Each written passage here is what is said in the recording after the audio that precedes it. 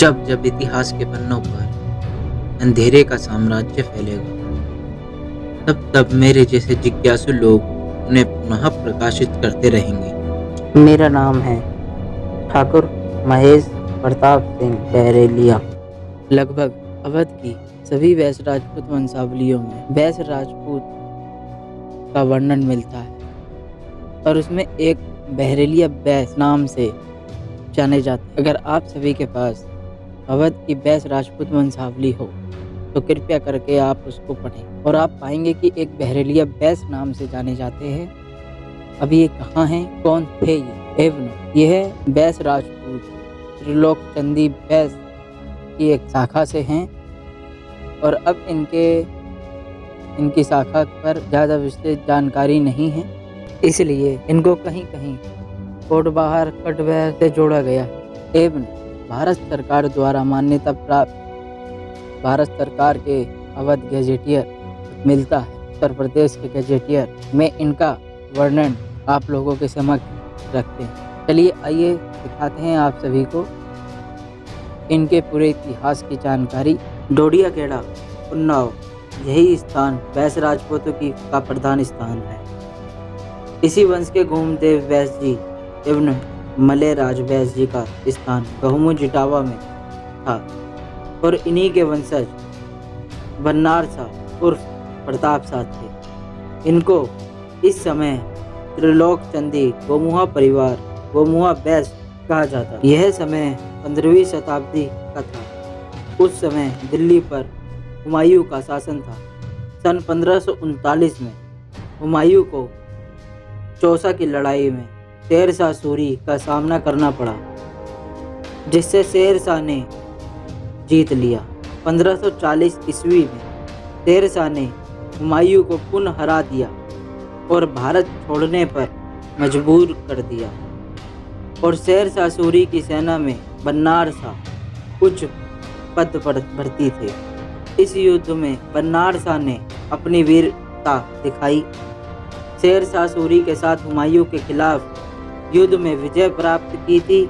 इसी युद्ध में बन्नार शाह को शाह की उपाधि प्रदान की गई थी और शेर शाह सूरी ने दिल्ली पर और संपूर्ण उत्तर भारत पर अपना सूर साम्राज्य स्थापित कर दिया था।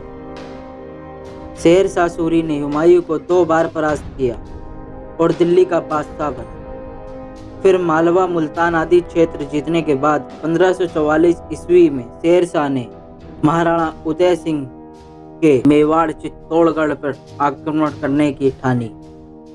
महाराणा उदय सिंह को झज्जर चित्तौड़ मेवाड़ को सुधारे हुए ज़्यादा समय नहीं हुआ था कि अचानक समाचार मिला कि अफगान बादशाह शेर शाह सूरी चित्तौड़गढ़ मेवाड़ पर चढ़ाई के लिए कूच कर चुका है।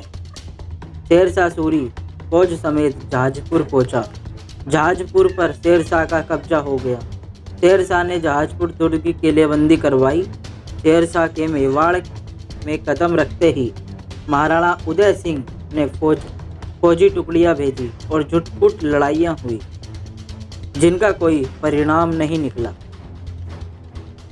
महाराणा उदय सिंह ने अपनी दुर्दशा का परिचय देते हुए जहाजपुर में शेर शाह सूरी के पास चित्तौड़ दुर्ग की चाबियां भिजवा दी।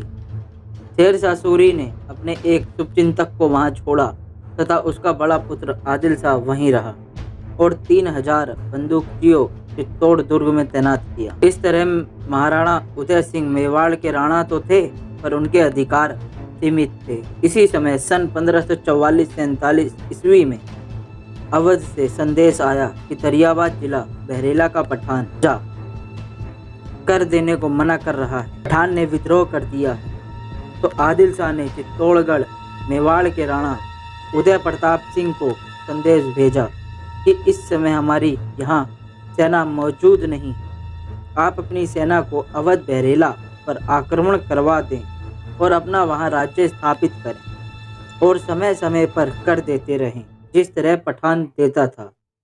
इस संदेश का पालन करते हुए महाराणा उदय सिंह ने अपने सिसोदिया वंशज के ब्रह्म सिंह सिसोदिया और उनके भाई बलराम सिंह सिसोदिया को आदेश दिया कि अवध जिला दरियाबाद बहरेला का पठान राजा ने कर देने को मना कर दिया है। बहरेला का पठान राजा पर सेना के साथ आक्रमण कर दो। दोनों भाई एवं ब्रह्म सिंह सिसोदिया और बलराम सिंह सिसोदिया अपने दोनों पुत्रों को वहां से लेकर चले। बड़े पुत्र का नाम पूरण सिंह और छोटे पुत्र का नाम भीकम सिंह भीलन सिंह था। कन्नौज से रिसलदार होकर गौमुज इटावा से शेरशाह सूरी के योद्धा बन्नार शाह बैस को भी साथ लेकर चल दिए। बन्नार शाह भी गौमुज से गोमुआ बैस सेना एक टुकड़ी लेकर चल दी। वहां पहुंचकर बहरेला के पठान राजा को संदेश भेजा कि अगर पठान कर दे दो तो बिना युद्ध करे हम वापस लौट जाएंगे, लेकिन उसने संदेश अस्वीकार किया। लेकिन बहरेला के पठान राजा के सेनापति रामनाथ पासी और वसावन पासी दोनों भाइयों ने ब्रह्म सिंह सिसोदिया से युद्ध ना करने की इच्छा प्रकट की, लेकिन ब्रह्म सिंह नहीं माने और पठान के सेनापति रामनाथ पासी और वसावन पासी ब्रह्म सिंह से मिल गए और ब्रह्म सिंह ने बहरेला के पठान राजा पर आक्रमण कर दिया। पठान राजा और उसके चारों लड़कों एवं सेना सहित मार डाला और बहरेला क्षेत्र पर अपना राज्य स्थापित कर लिया।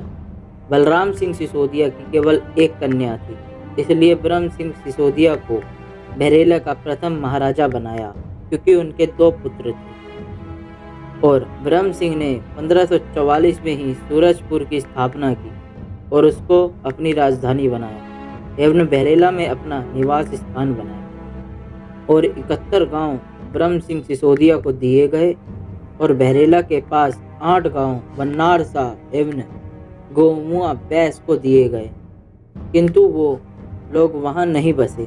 बहरेला पर जीत के कारण ही ब्रह्म सिंह सिसोदिया के वंशजों को बहरेलिया राजपूत कहा गया और जो बन्नार शाह बैस गोमुआ बैस सेना ब्रह्म सिंह सिसोदिया जी के साथ आए थे और बहरेला पर विजय प्राप्त की थी, उन्हें भी बहरेलिया बैस कहा जाने लगा। बहरेलिया बैस बहरेला से निकलकर कुछ बाराबंकी के भिटरिया क्षेत्र में बसे, लेकिन बन्नार शाह बैस ने पूरे क्षेत्र का अधिग्रहण किया। इन्होना पन्होना गांडीव परगने की प्राचीन वस्तुएं बहुत स्पष्टता से शामिल ही यह सूबे के साथ गांडीव के प्राचीन जिले का गठन किया। ऐसा कहा जाता था कि राजा अर्जुन जब गोरखपुर की